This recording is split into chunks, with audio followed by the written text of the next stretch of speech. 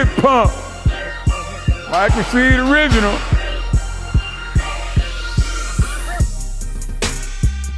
As Mike Rashid, how many reps you gonna do? How many sets? Yeah, I don't know. I don't know how many I'm gonna do. Ain't no telling. Stupid pump. Yeah, stupid pump. My chest got tight just from looking. I ain't doing shit. Just standing here looking like my shit got tight. You sitting there typing some fucked up comment on YouTube and getting tight. Just looking at this shit. What's going on, y'all? Been asking for a chest workout, and I hook y'all up. I give y'all what y'all want. Now, I can come in and do just a basic chest workout. What will I get out of that? I will just maintain what I already have. Is that what I'm trying to do? No. I want to build muscle, I want to shape my muscle, and I want to increase my strength. So what do? I overtrain. I go above and beyond what I know I can normally do. People attach negative connotations to overtraining. We're done with that. We're taking overtraining back and we're gonna make it positive. So what I want y'all to do, spread the word, overtraining is good. That's the only way to grow. Overtrain, you gotta train hard, you gotta go hard. It's overtraining to them, Mike G. Overtraining to the ordinary average motherfucker is overtraining. Average buy your clothes off the rack at Baby Gap. They be trying to do this shit at home in Bon land. They have to call in sick for work. To a mere mortal, it is overtraining. So what you're experiencing right now is me, Big Rob, CT Fletcher, with an all-out chest assault. I call this overtraining. Now, simple principles with how I train, my density style training. Pyramid sets and drop sets are a must. Always work up to a heavy set, okay? Always work up to a 3 to a 1 rep max, okay?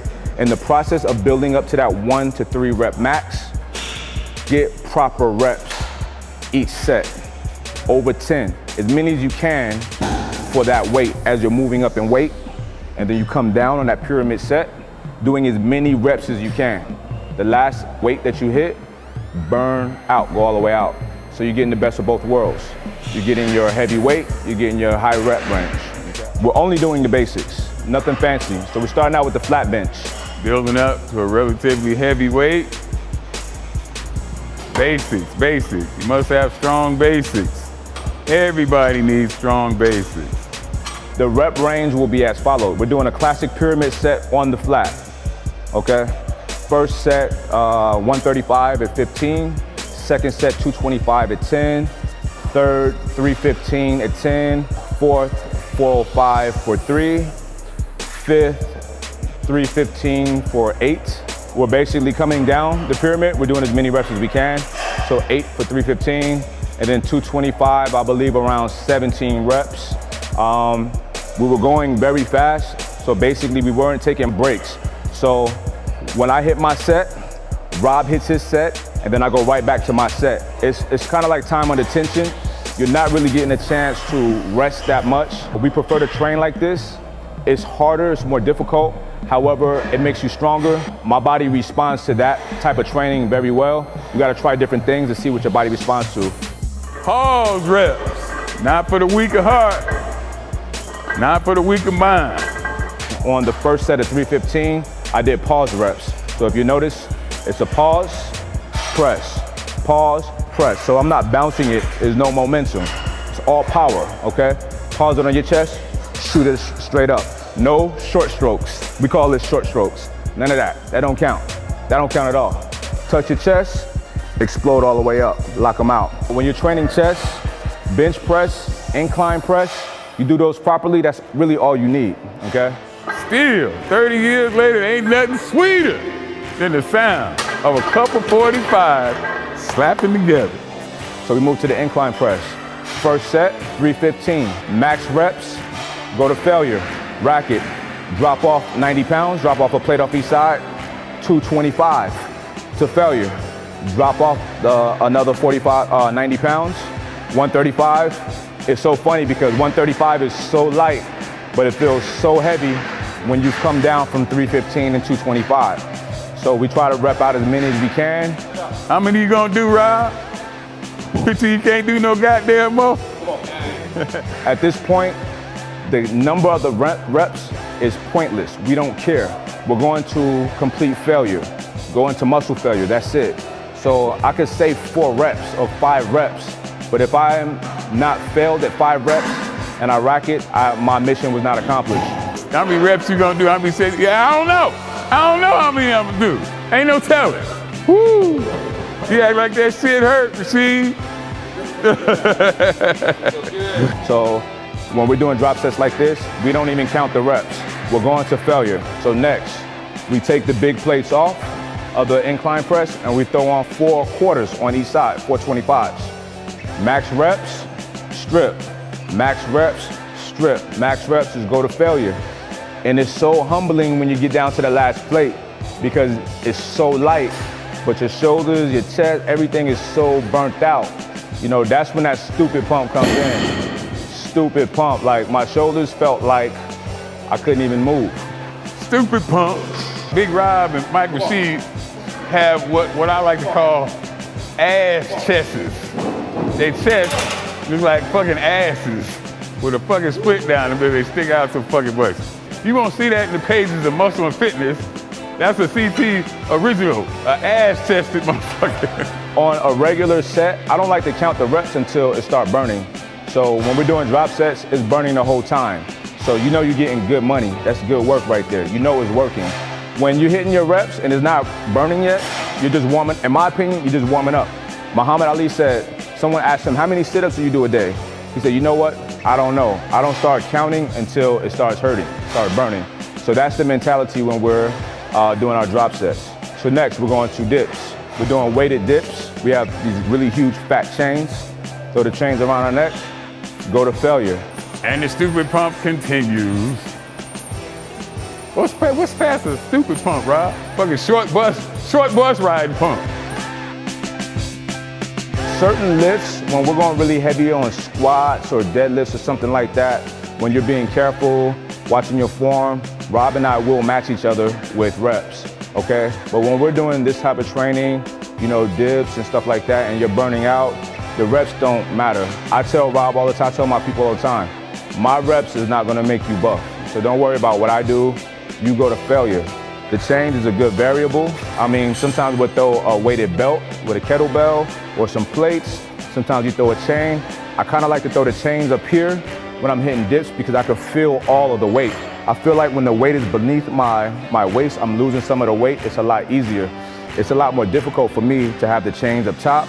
So I always pick the more difficult route because that's what's gonna make me stronger. It's gonna make me better. So I go with the chains, upper body, bam, go to failure. Now we're going to cable flies, okay?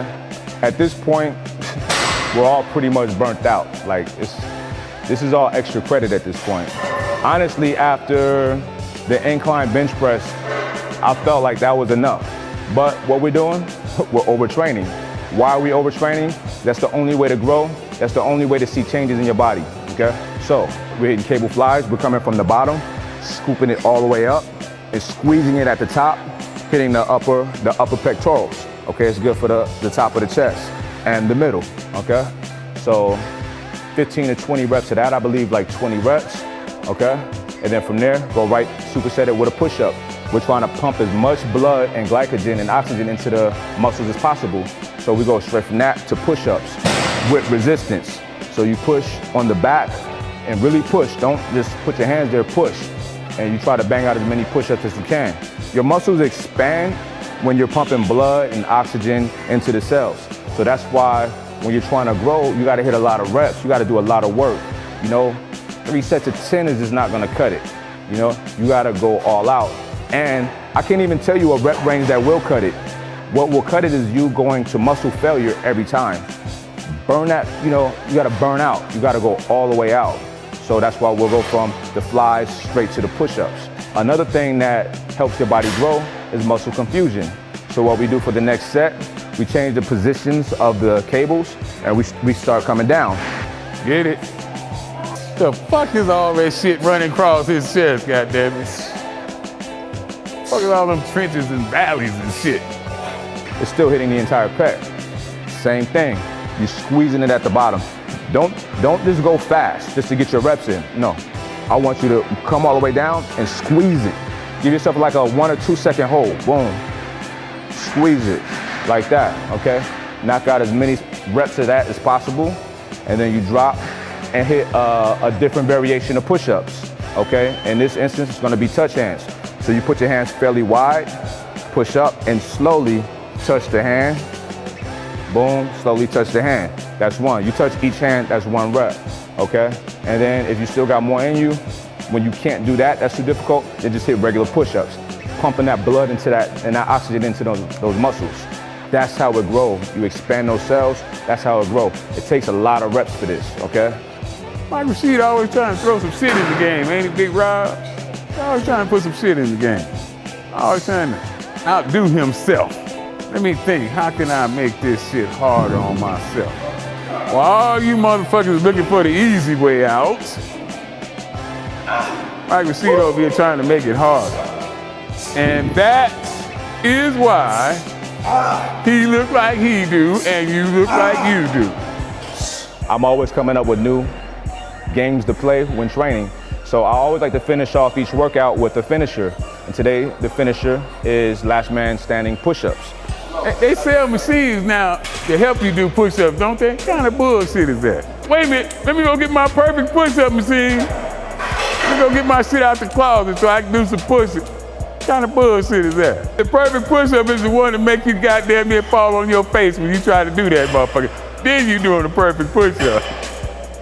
That push-up that have your ass puckering up and your motherfucking knees clattering, your elbows quivering. Then you doing a fucking perfect push-up. Your resting position is like this in an upright plank or the top of a push-up position. You don't arch your back, you don't bend your butt up in the air, none of that. You don't rest on your knee. Any of that is a disqualification. One person do a push-up, 1, next person, 1, next person, 1, however many you got. Everybody do 1 push-up, then whoever started, 2, 2, 2, 3, and so on and so forth. 2, 2, 2, 2, 2, 2. No high-assed shit, Rob. And until everybody goes to failure. The name of the game is hitting your reps till failure, going to muscle failure, what most call overtraining. That's the only way to grow, all right? So that's it. Finish your workout. You better have a stupid pump at the end of your workout. But if you're like me, you're gonna have a stupid pump during the first exercise of your workout and you're gonna keep working out. That's overtraining. That's what you want. Overtraining is a good thing. Spread the word, all right? What the fuck is impossible? Not a goddamn thing. Once you believe that shit, that's half the fucking battle right there. Nothing is impossible.